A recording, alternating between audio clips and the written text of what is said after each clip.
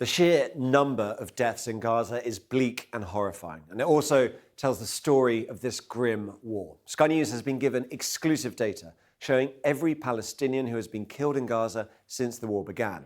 It's from the Gaza Health Ministry. Israel disputes this data, saying the ministry is run by Hamas, and it's criticized the numbers for not distinguishing between fighters and civilians.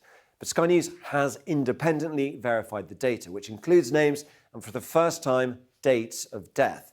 That helps us to understand how the war has unfolded, how Israel has pursued its targets, and which have been Gaza's deadliest days.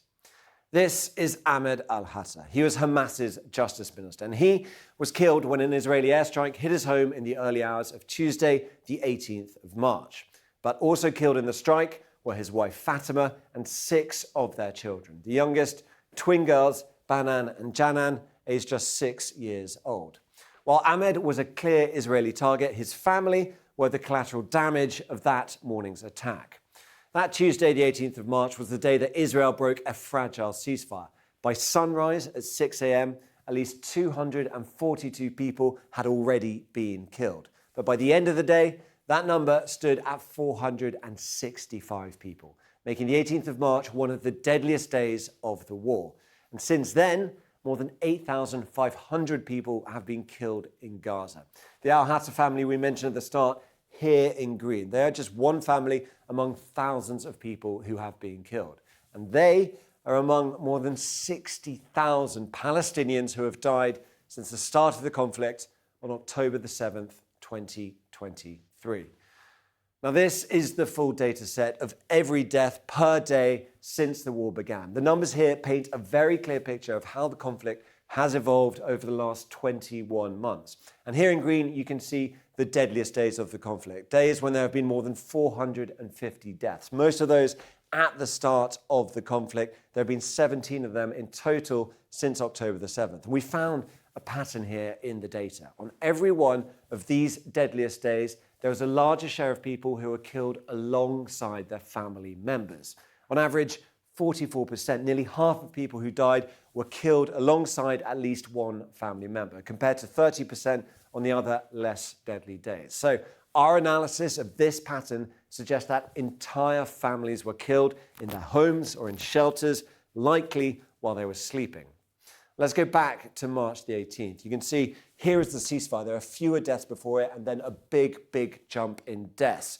On the 18th itself, 62% of people were killed alongside at least one family member. That is the highest family strike share of the whole war.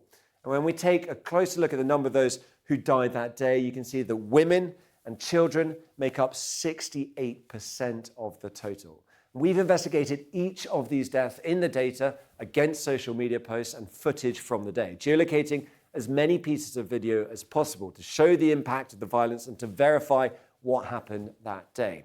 Like the Jargoon family. Aid Jargoon and his cousin Mina Jargoon were both killed alongside their families at Aid's home in Rafah. This video, verified by Sky News, shows some of their bodies being retrieved from the rubble. 17 family members were killed in total that day. The IDF told Sky News that one family member, Jihad Jargoon, ran a Hamas weapons workshop. We haven't been able to independently verify this. This is where it happened, Rafah in the south of Gaza. Those are the bodies being carried out there. But this was just one of 30 strikes and incidents we've been able to geolocate across Gaza, all on that same day. Now, in response to our findings, the IDF said it was targeting Hamas and that it instructs its commanders to apply the basic rule of the law of armed conflict, particularly of distinction and proportionality. But most of those killed, as we said, were women and children. And all of that, well, that is just one day out of the hundreds of this war and the tens of thousands of Palestinian deaths it has caused and continues to cause in the absence of a ceasefire.